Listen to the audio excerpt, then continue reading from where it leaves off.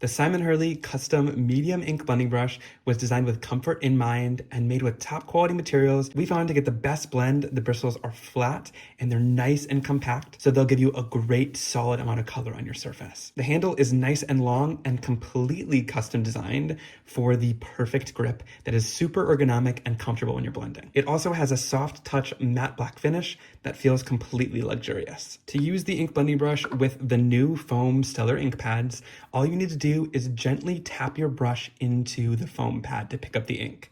The inks are nice and juicy, so a light tap will give you lots of ink. Then you can go right in on your surface and start your blending. The Stellar inks were designed to blend super smooth and easily, and paired along with our brush, you get the most gorgeous blends. And because the handle is on top of the brush, you get all the control in how much pressure you add on top to make the color lighter or darker as you're blending. So you can keep layering things up and get a really nice intense color because you have all the control in the handle. And because the blending brush has tons of little bristles, it's really great at getting into all of the detailed areas on your stencils, like this super detailed and pointed deco diamond stencil. I've done the top with the blending brush, and then I'll go in on the bottom with the domed foam blending tool and easily blend it out.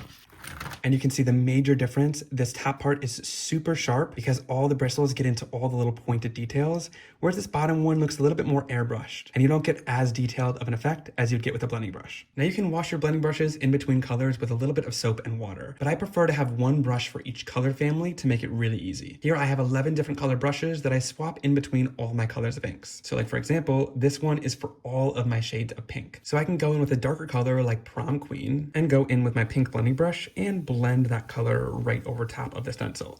And you get a nice, rich, and dark color. And then if I want to change colors to a lighter pink, like let's say I'm gonna use Rosy Cheeks from my Simon Hurley ink line, I'll go right into Rosy Cheeks, and this is a felt ink pad. With the felt ink pad, you wanna apply more pressure and swipe back and forth to get the color on the surface. And then I'm just gonna go off on a paper towel until I notice that the color is kind of getting back to the color of the next ink that I want to use. So Rosy Cheeks is a little bit lighter, so we'll just keep wiping it off until we see that it turns into that color. Then we can go back into our felt Rosy Cheeks pad, swipe back and forth with some pressure, and then we can go on the surface and blend that out, and you'll notice the color is completely different. So you don't need to wash with water in between colors. Just a simple wipe off will get you back to whatever color you need. But I tend to keep them in the same color family. You of course wouldn't want to go from like a dark pink to a yellow on the same brush. So there's a super quick overview on how to use our new blending brush. It's super comfortable and perfect for smooth, even blends.